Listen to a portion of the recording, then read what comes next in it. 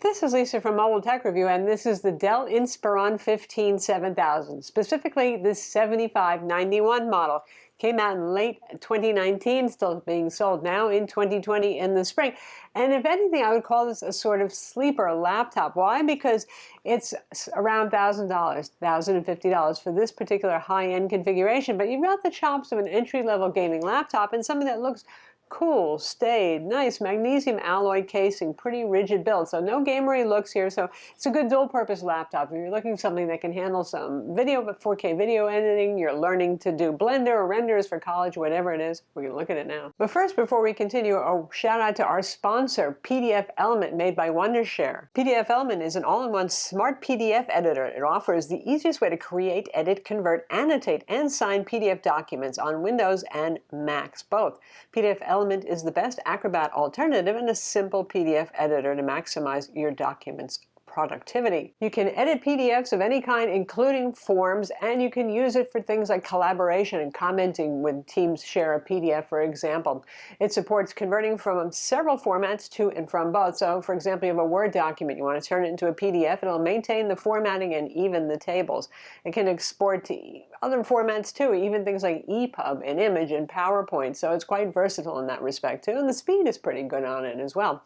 It costs you less than an Acrobat subscription from Adobe too. It also supports protected PDFs, and you can even do things like redacting stuff on your PDFs. Be sure to follow the link in the description to get 50% off. Remember, use that link. And now back to our video. So it's not easy to claw your way to the top, get it? All right, it's $1,050 for this top-of-the-line model, which is a Core i7-9750H, your typical 6-core 45-watt CPU that you'll find in mobile workstations and gaming laptops both, and an NVIDIA GTX 1050 with 3 gigs of GDDR5 VRAM.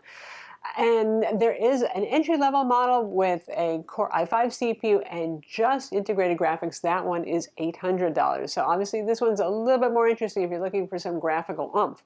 Now Dell says that they also had a GTX 1650 model. I have not seen that on their website, and a 4K display option. This one has a full HD display, but it's a very good one. It's matte IPS, it's non-touch, but the brightness on this and the contrast and overall color balance, gamma, stuff like that is all really good on this, so it happens to be pretty good. And usually with laptops, you're paying, you know, for the horsepower, like with this one with the good CPU and the GPU. The display is often the one with the weak sauce kind of specs on it and look, and so this one is good. Pretty light too, and considering the fact that this isn't a posh Dell XPS 15 or something like that. It's 4.12 pounds, which is 1.87 kilograms. Magnesium alloy does help to keep the weight down. It's also very upgradable, which is nice. We will take a look at the internal, so the world is your oyster. In fact, this particular model ships with a 512 gig M.2 NVMe SSD. There's also a hard drive bay, and there are 2 RAM slots. For $1,050, you get 8 gigs of RAM as a single DDR4 2666 megahertz module. The first thing that you should do, and this is what we did, is go out and get yourself another 8 gig module. Right now they're cheap. They're like $25. It's very easy to put in, and you'll get dual channel RAM performance, which will significantly up the frame rates in some games and just your overall performance, not just in benchmarks, but in real life doing work. And obviously you're probably a little performance oriented if you're looking at this laptop. The laptop has a white backlit keyboard, which is almost unfortunate because it's a light silver magnesium alloy casing with light silver keys. So that white masking lights up, and it's actually kind of hard to see in low to middling light. I often end up turning it off instead. Oh well. Other than that, the keyboard feels pretty good though. It's nice, and it's got good firm resistance when you press down on the keys. It feels crisp, not mushy, and it's about average travel for a laptop these days, which is to say not capacious like an old-fashioned ThinkPad, but not as weird and short as a Dell XPS 15, for example. You have a Microsoft Precision trackpad on board. That obviously works just fine. And ports on this are pretty good. You get Thunderbolt 3. It's a USB-C style connector. Does USB-C as well. 3 USB-A 3.1 ports, an HDMI 2.0 port, headphone jack, of course, and a micro SD card slot. So reasonable connectivity for a machine like this. And when you have USB-C, Thunderbolt 3, anything else in the world is pretty much possible. For Wi-Fi, we have an Intel 9560 AC card. That's not Wi-Fi 6, but in this price category, that's okay. And you have Bluetooth 5, and it is a socketed card, so you can upgrade that in the future if you wish to. Now, Dell says they've improved the cooling and the ventilation, the way it exits out the back, and it is a pretty involved set of vents that are there. You've got 2 heat pipes for the cooling, copper, of course, and good 4-corner heatsink mounts on this, reasonable size fans. Obviously, this GPU isn't going to get things too super hot inside, so that's a good thing. And like all laptops today with an Intel 9th generation CPU, if you're pushing it hard in benchmarks like Firestrike, or if you're gaming, you can get the CPU temperatures up into the 80s, if not the 90s centigrade, and 100 is allowable maximum. It's par for the course. The fans, you will hear them. If you're doing something like playing Overwatch, and you can see me doing that, frame rates are just fine on it. It's perfect for things like Overwatch and Apex and that sort of thing. You will hear the fans. You might want to use headphones. They really work hard at keeping it cool, and they're fairly successful. GPU temperatures are not an issue at all.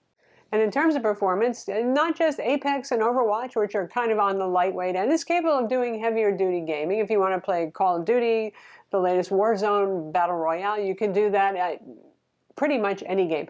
If it's the most demanding of games that just came out in 2019 to 2020, you might not be going to very high or ultra depending on the game. But for most games, you can certainly do medium, if not high. So not bad then, especially considering that you're running at full HD resolution with that built-in display, and it's a 60 hertz refresh. It's not a high-end gaming laptop with a 144 hertz refresh display. If you're doing all sorts of other stuff, productivity things, be it Excel or number analysis, business, financial sort of things, like I said, Blender or CAD for school, it can certainly handle that.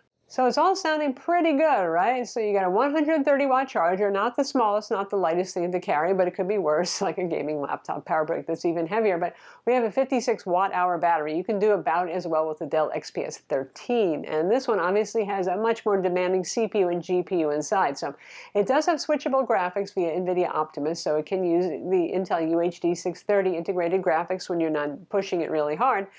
But don't expect this to be an Energizer Bunny when you're away from the outlet. And depending what you're doing, say light to moderate productivity work, taking notes in class, that sort of stuff, then you might be able to do about 5 hours, and that's pretty much it. And that's with brightness set to 150 nits. To take off the bottom cover, unscrew Phillips head screws. They are all visible. The metal is a little on the soft side in these screws, so use care when you take it off so you don't strip them. Work your way around the edges towards the front and then pull up, because the back has a kind of tenacious little rubbery plastic wraparound area here. It's not that hard, but just be mindful. And here's our nice metal cover, and inside we see upgradable heaven. We have an IKEA style hard drive bay. No hard drive in here, but they have the screws taped on. Cable is taped to the underside of the Mylar cover here, should you want to put in a conventional 2.5-inch hard drive or SSD. We have 2 RAM slots here. And again, the base model has 8 gigs of RAM, so we upgraded ours for our benchmark test to see how well it could do, but this is what it's like from the factory. Very easy, obviously, to upgrade that yourself, and well worth it. You could probably get a matching 8-gig module for $20, $25 maybe, and you'll get significant performance improvement for dual channel. 56-watt-hour battery, that's a pretty sad capacity. This is where it doesn't exactly compete with the XPS 15, which is considerably more expensive. We have a socketed Wi-Fi card, and we have an M.2 SSD drive bay, which is our boot drive here. Metal cover covering it. Let's lift it up a little.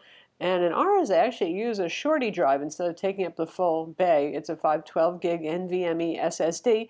Obviously, this is upgradable as well. So that's the Dell Inspiron 15 7000. Again, specifically the 7591 model, and this has the Intel 9th generation CPUs and an NVIDIA GTX 1050 graphics. So if you're looking for something that has kind of adult staid looks that you can take anywhere, kind of nice, clean, modern, bezels aren't too big, not like a gaming laptop, but has the performance of an entry-level gaming laptop, particularly if you go ahead and you upgrade that RAM yourself, or even order that upgrade when you're ordering it from Dell, well, you could do well with this. I'm Lisa from Mobile Tech Review. Be sure to subscribe to our YouTube channel for more cool tech videos, and hit that notification bell. Do subscribe.